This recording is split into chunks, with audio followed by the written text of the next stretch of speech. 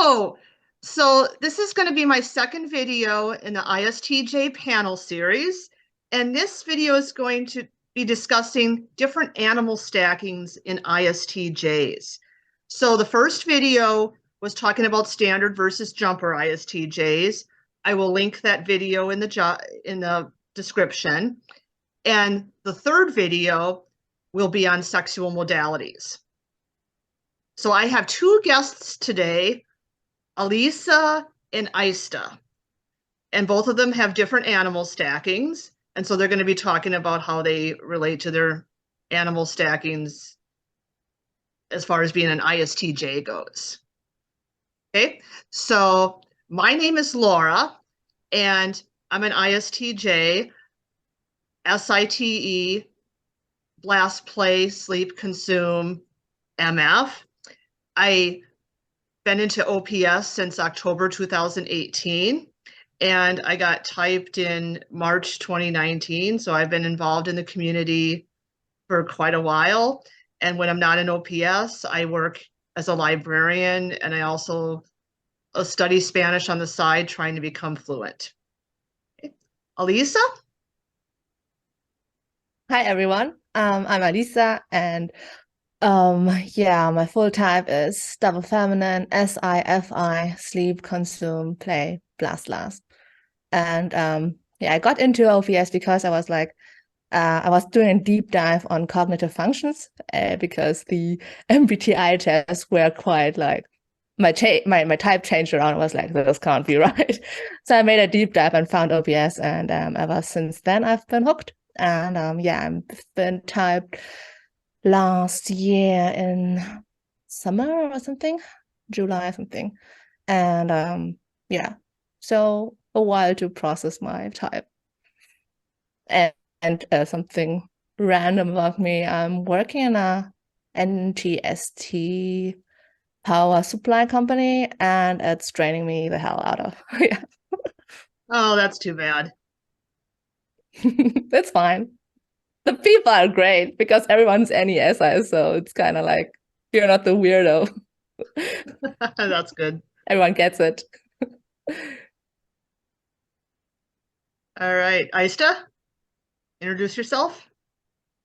Yeah, so I am FM, SIT, blast, sleep, consume, play. I've been retyped just recently in November, but I've been into OPS for maybe 3 years now. Yeah, and I was typed as different type before.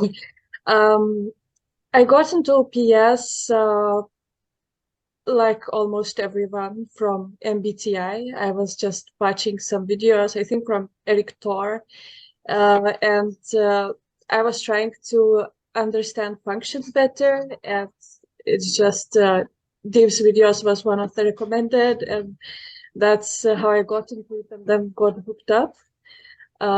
So, and stayed ever since. And other thing about me, I work as a team lead in a gaming company. So like it's online job, so it's not that not that horrible for playlist as it would be if it would be live. But yeah, there's a lot of like people things, people management, and talking to people. So it's interesting. Yeah. That's all. All right, thank you. Okay, so I think we'll get started by talking about Savior Blast versus Savior Consume. So both Aistė and I have Savior Blast, and Alica has Savior Consume. So Aistė, how do you relate to being Savior Blast?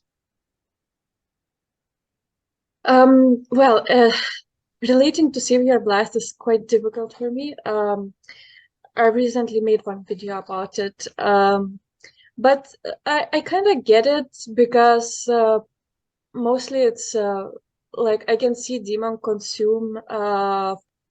Like sometimes I even have those moments where like similar to people of consume last, like why nobody told me something. something. And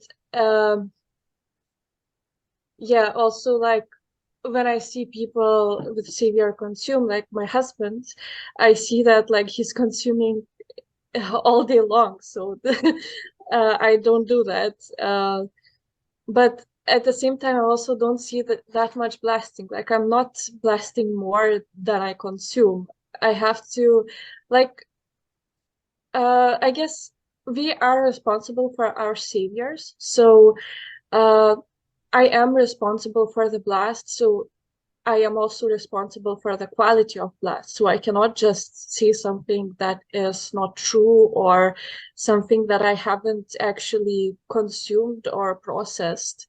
So it's still like it's like Dylan Chan gave a lot of anecdotes about the blast, and I don't relate to those anecdotes. But I want to share with people, like share information, and also a big part of my blast is like just getting things done, basically that. Good. Yeah, yeah, I can relate to what you're saying. I don't relate to all the anecdotes about blast either, especially the part about bullshitting, and I think it's because I'm Savior ST. So I've got to get the facts right. And in order to check the facts, that requires doing some consuming. And and for me, blast is, about a lot about getting things done. I kind of feel pulled towards that, responsible for that. And when I was first into OPS, I thought I had Savior Consume, because it's like, well, I like to take in stuff. I like to learn, but I think what I'm doing is it's kind of already in my box, and I'm not doing it in the way that a true Savior Consume person would. And I also suffer from "you never told me" syndrome. Like I kind of expect that people will blast, because for me it's obvious to blast. So if there's something important to know, I just assume people are going to tell me, and they don't always tell me, because not everybody is Savior Blast.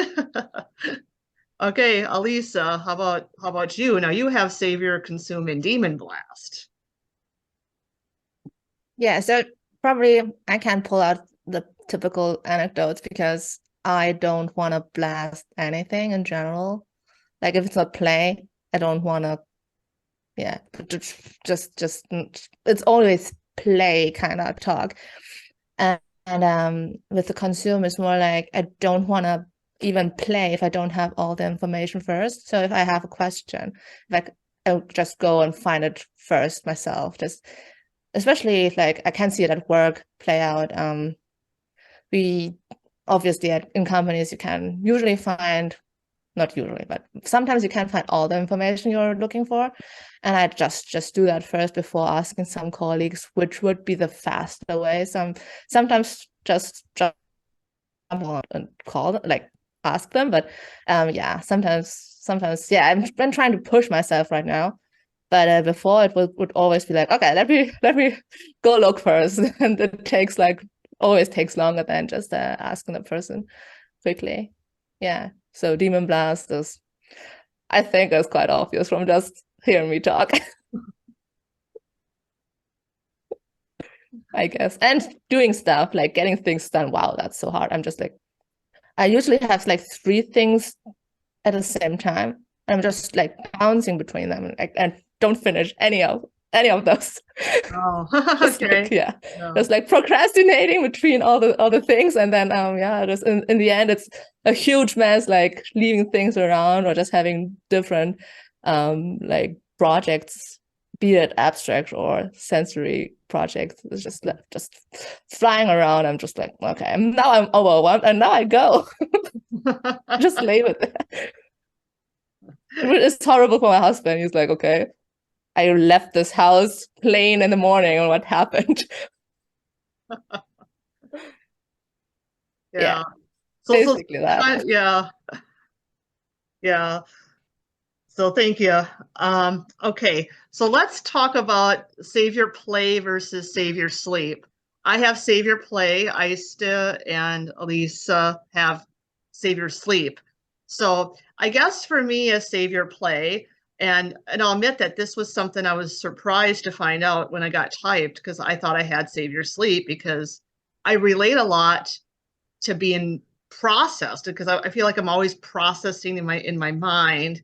And it could be that my sleep animal is double masculine. I'm not going to get too much into this video. That's more for the next video. But I think that kind of makes my sleep animal a bit more solid. But when I looked at myself more closely, I found out that, you know, I am painting a lot from the tribe, you know, trying to get information from them. And I think another thing is that I'm responsible to expend energy and get stuff done. And sometimes I have the tendency to take on too many things. And then I find out later, oh, I'm doing too much. I gotta slow down. I gotta set more boundaries with people. I can't always be saying yes to everything. So that's kind of how play works for me. Okay, who wants to go next and talk about savior sleep? Would you just like to start, Aistė? I can start. So savior sleep is like it feels like I'm constantly in my head and basically all the time thinking about something, processing something, and like I don't need to slow down or anything. It's just happening all the time, no matter what. And yeah, and also the demon play in that way that I really have hard time being with the tribe. Like I have a wish to do that. I want to talk to people, but I often just don't know what to ask or what to tell people. Um, um, yeah, and also like sometimes it really depends like on the other person how the talking goes, because if another person, sometimes it can end up like interview like instead of like we talk normally, another person is just asking questions and I'm answering and that's all. But like this is more in like when it goes wrong, but there are situations when it goes well, like I answer something and the other person also shares about the same thing, and like conversation flows naturally, and also kind of channel changing and everything, like basically with what happens when I talk to someone with OE. So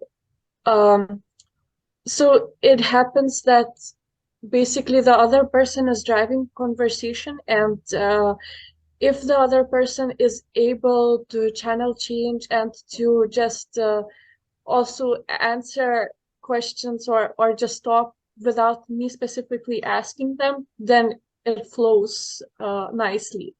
But if the other person also like either is OI and gets stuck in the conversation, or maybe also demon play, then I don't even know, like it can get really weird. So yeah, but yeah, that's all. Yeah. So like when somebody like suddenly channel changes in a conversation, like do you find that annoying? Do you find like you have trouble thinking about what to say next? Or how did that? No, when someone's channel changes, that I actually like it, because it allows the conversation to naturally flow. So it's not like if channel change doesn't happen, then you can just deplete one topic and then you get stuck. But with channel changing, you never get stuck. It flows, the conversation flows nicely, and it's like I find it very pleasant conversations like that. Yeah, that's interesting because I think for myself, it's kind of like sometimes I'll be annoyed by channel changing, and maybe this is coming from being blast, but it's like I have something in my mind I want to blast, and you're disrupting that plan, you know, and so you learn you got to be more flexible, and maybe what you had to blast wasn't so important, or you can do it later. Okay. Yeah, but like if I'm in a conversation with more people, then I just end up not saying anything, like because then also conversation goes somewhere else before I manage to say what I want to say. So in such situations, Same. it's not very nice. Oh. Yeah, I do relate to what Aistė just said. Like, if it's too OI, we're just like, just go down the rabbit hole till the end, and then everyone's like, So it's yeah, this is a disaster in a conversation. So usually, when with OEs, it's not even they jump to the next topic. They within a topic they're jumping, and even though you wanted to add something, just something funny, random shit, like even though it's not even real information, they're just gone, and or they said your joke, and then it's just like, okay, just sit there. I lost my joke to you, so Yeah. yeah. But yeah, how I relate to sleep savior, I guess it's more like relating to the mope energy of sleep, because yes, I think it's so subconscious to me how I do SiFi. It runs on autopilot, and I can just feel the mope energy. Like, okay, I just like sit here and just process stuff or just do my own thing, and it's probably more sleep consumed than sleep in general, and it's just like processing all kind of information, get new information, then process that again in my box, and yeah, it's just thinking. I guess it just feels like you're thinking stuff. Yeah, and with play third, it's just like, I don't know. I mean, NT play is very particular. I feel like it's if it's not NT play, it's more like, okay, I'm just like vibing here because somebody stole my joke first, and yeah, with NT play, it's just like bonk bonk. Let's find out something cool. Like, sounds wrong. It's not the right obvious keywords, but you just like try to bonk out some theories and just get to the bottom of things, kind of like you're trying to figure out something that is not discussed before, and just trying to find out like the right answer of something abstract, basically. And that's pretty, yeah, if you don't have anti-play, it's probably pretty jarring for everyone else. But yeah, at my workplace, we're just like, there are a lot of deltas, so it's just like, just big anti-play like pile, and yeah, just figuring out stuff. Yeah, that's so it's kind of, about, it's not draining. Yeah. Yeah.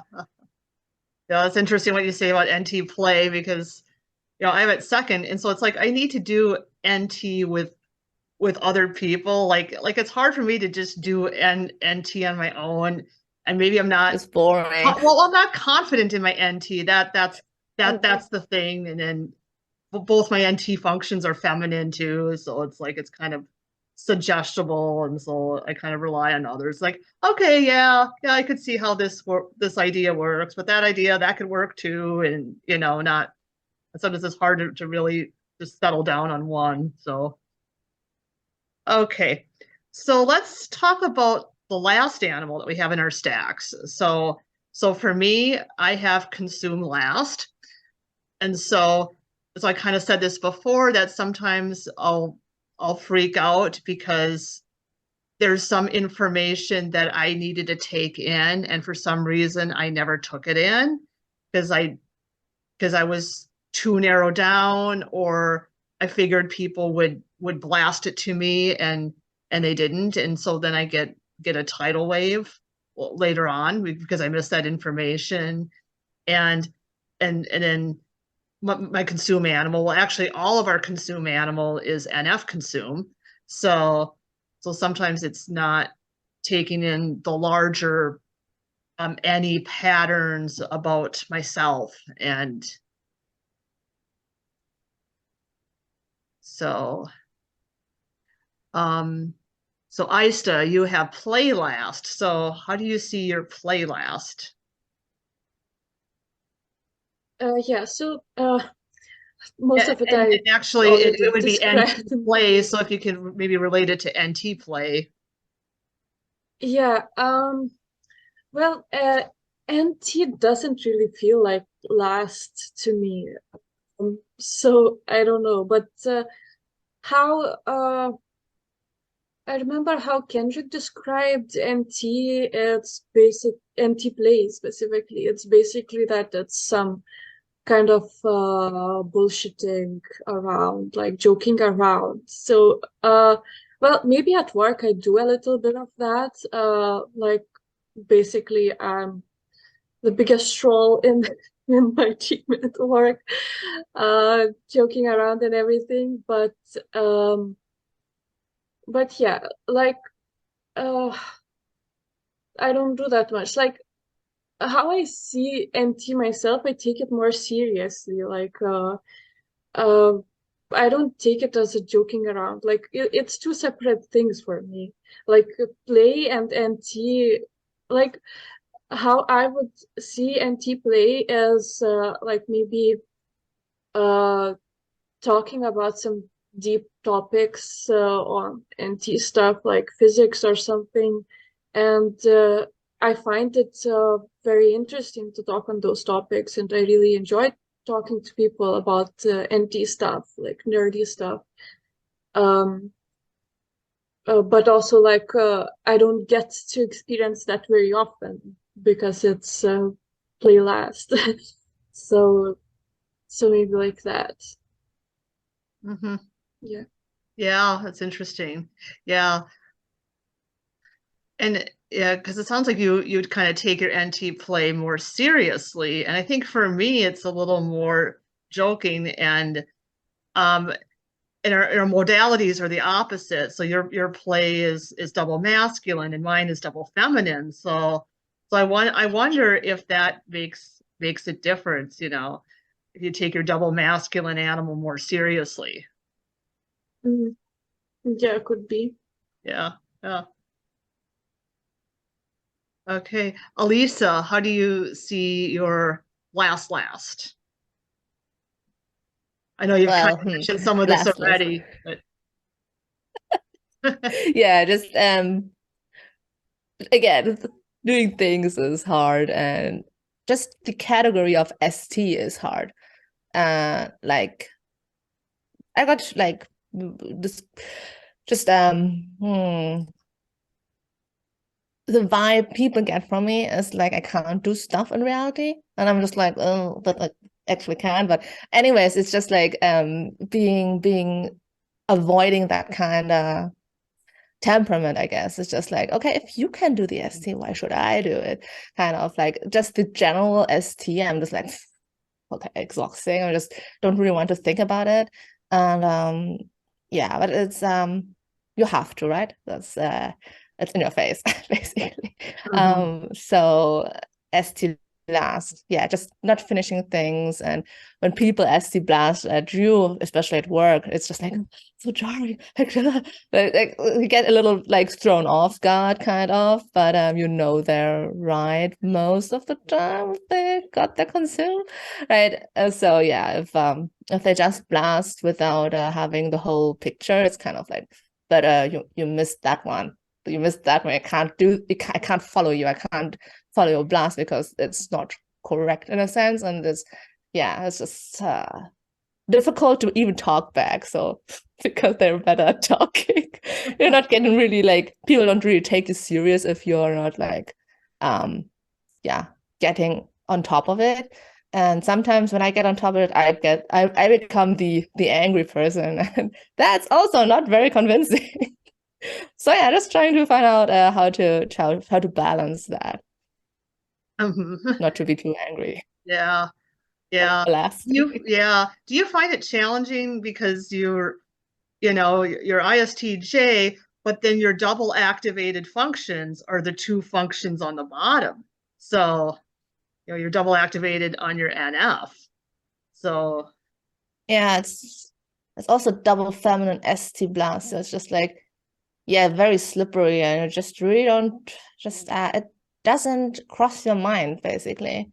It just you have to like use principles to remind yourself to tell people stuff, like tell them beforehand, like you know it, but you just kind of like let it slip, like you just, it's like leaving people unread, right? You're just like, okay, I read it, but I answer later or something, and then you just like and kind of like that. So it's yeah, gotta follow some principles, and I think that would work out in the end. yeah. Okay. So I want to look at information I hope that dominant. my connection is good. Your connection, is it? Can you hear me? Yes, is it bad? I'm not quite sure.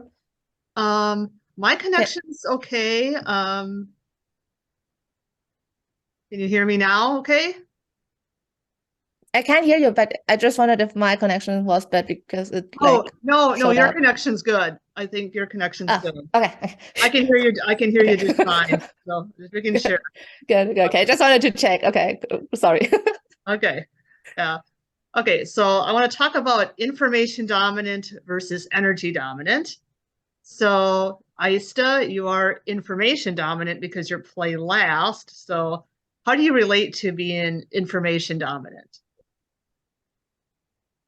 Yeah, so I definitely relate to being info dominant, and from the very beginning, I thought I'm info dominant because I just think that information is important, and yeah, like I value information, and um, like I don't have much of the goofiness and stuff. Like though maybe at work, like I said, I'm a bit of a troll, but like I can do that, but it's more like more natural state for me is that I'm more or less serious. And also another part of it is imbalance with energy. So uh, that one I noticed only recently. So I feel like I really don't have energy to do anything, basically. Yeah. Okay. Yeah. And then Alica, you are energy dominant because you're blast last. So how do you relate to being energy dominant?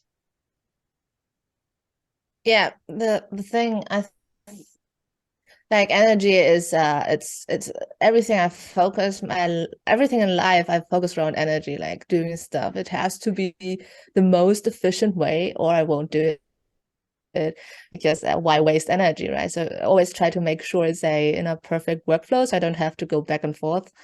And also like the whole processing of like my whole processing is around how to not waste energy and relax back basically. But yeah.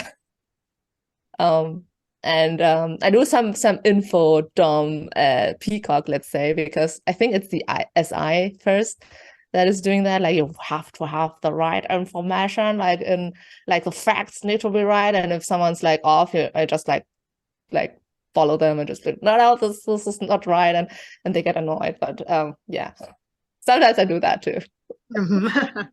Yeah. Yeah. So I am also energy dominant. I have consumed last.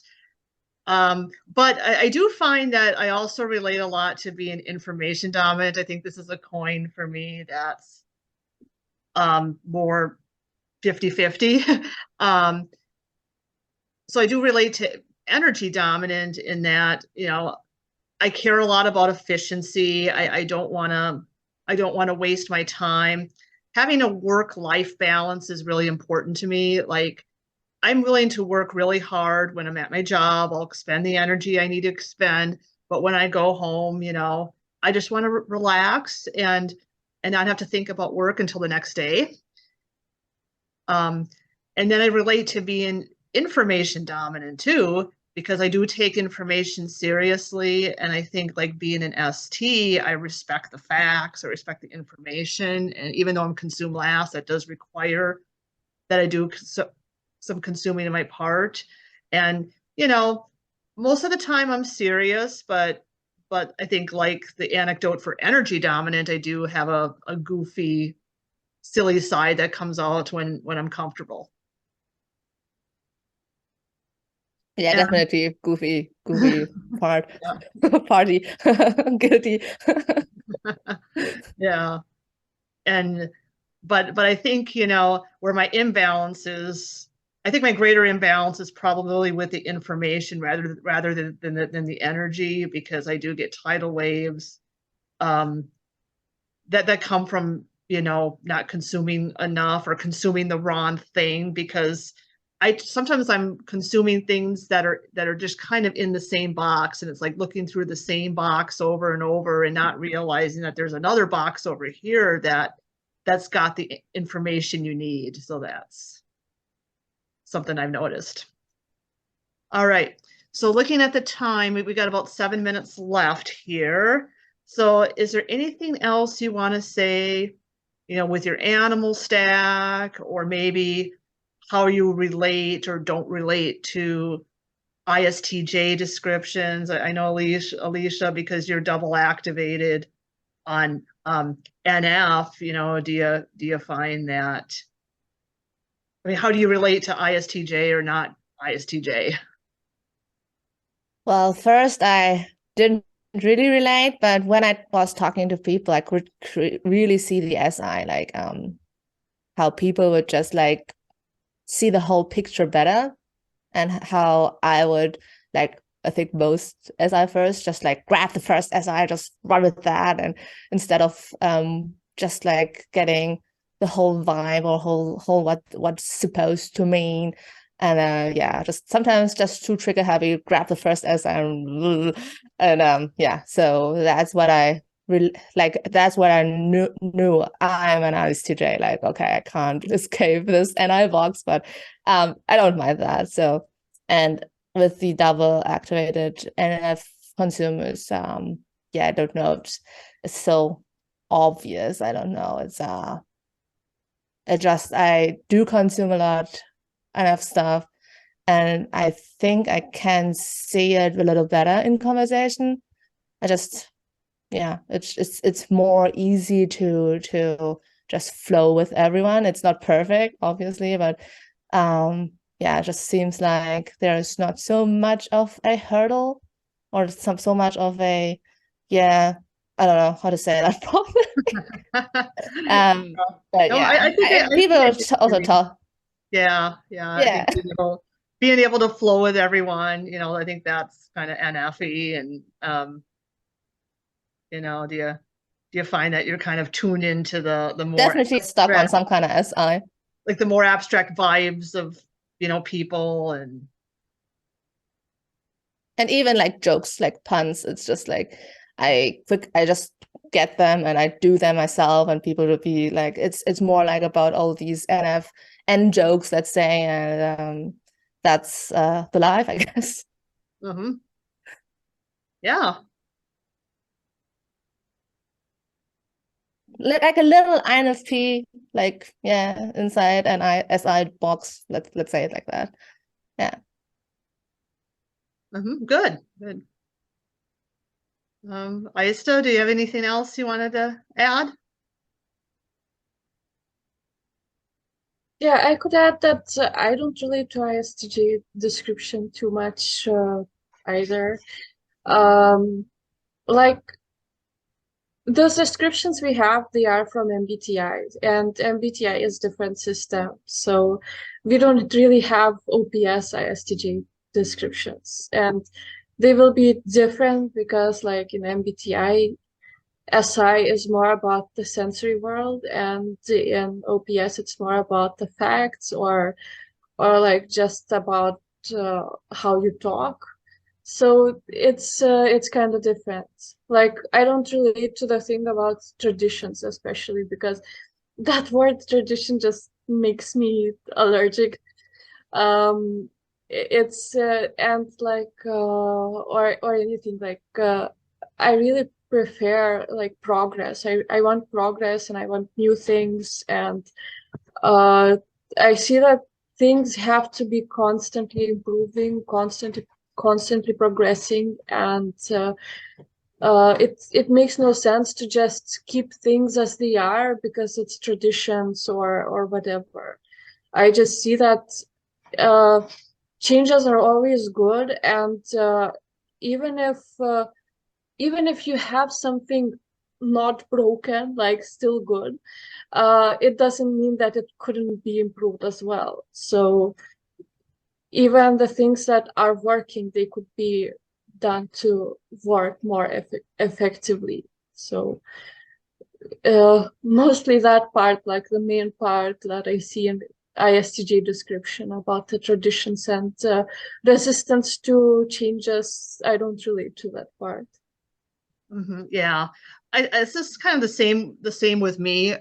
I mean, I relate to most of the ISTJ description, but yeah, not really the part about tradition. I mean, if it's working, I'll keep the tradition, but if it's not working well, I'm quick to discard it and try something else that works, because it's really more about, for me, it's also more about making progress. I'm not trying a tradition just for the sake of a tradition. Yeah. Yeah. Okay. So we got about 2 minutes left, so I think we'll conclude. So I want to thank you very much, Alica and Aistė, for being guests and for your input about your animal stacking. You know, it's always good to compare and contrast the differences, to have, you know, to get the blast last perspective and the play last perspective. Unfortunately, we don't have a sleep last here. You know, I think the sleep lasts are probably too busy playing out in the real world, and they're not here. So we're going to have one more panel discussion that's coming up. That one's going to be on the different sexual modalities in ISTJ, so stay tuned for that. I will also link the first panel discussion in the description, where we discussed standard versus jumper ISTJ, so you can look at that as well. And I'm also, on my channel, I'm also doing another series with Brian. Brian is an ESTJ, and we also talk about, you know, various aspects of SI, and we bring in different guests, so you can check out those as well. So if you want to see more videos, subscribe to my channel. And once again, thank you very much for coming. Have a great day. Thank you for inviting us. Yeah, you're very welcome. Bye. Bye. Bye. Bye.